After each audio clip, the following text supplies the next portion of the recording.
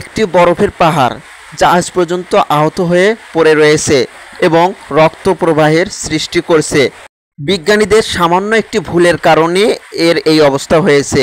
এই রক্ত প্রবাহ বন্ধ করার অনেক চেষ্টা করা হয়েছে, কিন্তু বিজ্ঞানীরা এখন পর্যন্ত এই রক্ত প্রবাহ বন্ধ করতে পারছে না। এ যেন এক অভিশপ্ত পাহাড়। এটি বন্ধ করার জন্য বিভিন্ন দেশ মিলিয়ন মিলিয়ন টাকা খরচ করছে। তো কি এমন ভুলের কারণে এই সাদা পাহাড়ের উপর রক্ত প্রবাহের সৃষ্টি হলো? আর এই রক্ত প্রবাহের সংস্পর্শে কেউ এলে তার জংলি ভাইরাস হয়। কেনই বা তাদের জংলি ভাইরাস হয় তা সম্পূর্ণ জানবো আজকের এই ভিডিওতে। এই পাহাড়টি আন্টার্কটিকার ম্যাকমার্ডো ট্রাইভ্যালিতে অবস্থিত। এর চারিদিকে দেখা যায় শুধু সাদা বরফ আর বরফ। আর একটা অবাক করা বিষয় হচ্ছে, এখানে কয়েক দশক হলো কোনো বৃষ্টিপাতই হয়নি। এই শুষ্ক বরফের পাহাড়টিতে না কোনো বৃষ্টিপাত হয়েছে আর না কোনো তুষারপাত, কিন্তু তারপরেও কেন এখানে রক্তের ঝর্ণার সৃষ্টি হয়েছে? 1900 সালের দিকে একদল লোক এই পাহাড়গুলো কাটার চেষ্টা করেছিল। মূলত তারপর থেকেই এই রক্তপাতের সৃষ্টি হয়েছে।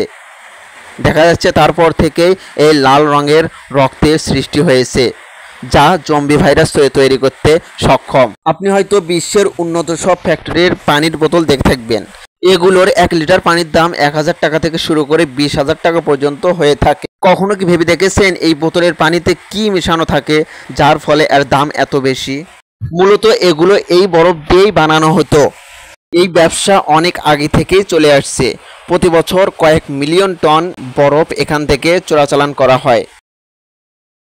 এর অবাক করা একটি বিষয় হচ্ছে, এই বরফগুলো যেখানে রাখবেন সেখানকার পানি লাল হয়ে যায়। এর সবচেয়ে বড় প্রমাণ হলো এই লেকটি।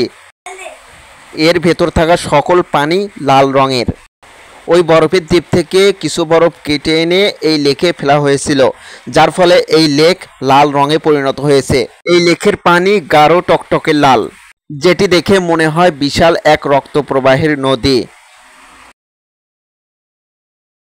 বলা হয়ে থাকে এই বরফ কাটার পর থেকে এখান থেকে যে রক্তপাতের ঝর্ণা ঝরছে সেগুলো মানুষকে অভিশাপ দিয়েই চলেছে। এটি বন্ধ করার জন্য প্রতি বছর প্রচুর টাকা ব্যয় করা হয়, আর এটি বন্ধ করা খুবই প্রয়োজন, কারণ এটি প্রচুর পরিমাণে রক্ত প্রবাহের মতো পানি বের হচ্ছে। আর এটি বন্ধ করার সবচেয়ে বড় কারণ হচ্ছে এই রক্তের ভিতর জম্বি ভাইরাস রয়েছে। 2013 সালে একদল বিজ্ঞানী এই রক্ত প্রবাহের পানি পরীক্ষা করার জন্য এই বরফের পাহাড়ের কাছে যায় এবং তারা পরীক্ষা করে দেখে এই রক্ত প্রবাহের পানির মধ্যে প্রচুর পরিমাণে অ্যাসিড রয়েছে।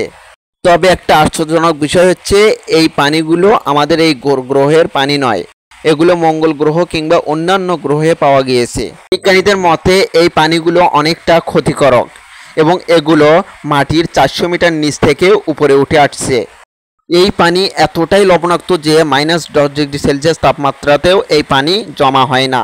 বিজ্ঞানীরা বলে থাকে এই পানিগুলো কয়েক মিলিয়ন বছর ধরে এই পৃথিবীতে জমেছিল এবং যখন একদল লোক এই পাহাড় কাটতে যায় তখন এই পানিগুলো বেরিয়ে আসে।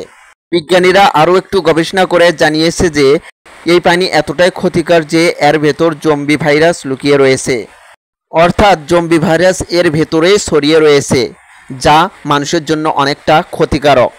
তাই তো প্রতি বছর এটি বন্ধ করার জন্য মিলিয়ন মিলিয়ন টাকা খরচ করে, কিন্তু তারা এখনও এটি থামাতে পারেনি এবং তারা বলতেও পারছেন না যে কবে এটি থামাতে পারবেন। হয়তো তারা এটি থামানোর আগেই এই পৃথিবীতে জম্বি ভাইরাস ছড়িয়ে পড়বে, আর তখন পৃথিবীবাসী জম্বি ভাইরাসে আক্রান্ত হয়ে জম্বিতে পরিণত হবে। তাই এটি আটকানো আমাদের জন্য অতীব প্রয়োজন। তা না হলে ভবিষ্যতে এটি পৃথিবীবাসীর মৃত্যুর কারণ হয়ে দাঁড়াতে পারে। তো বন্ধুরা, এমন সব রহস্য, রোমাঞ্চ, আনকমন ও ইন্টারেস্টিং সব ভিডিও পেতে আমাদের চ্যানেলটিকে সাবস্ক্রাইব করে রাখতে পারেন। ধন্যবাদ।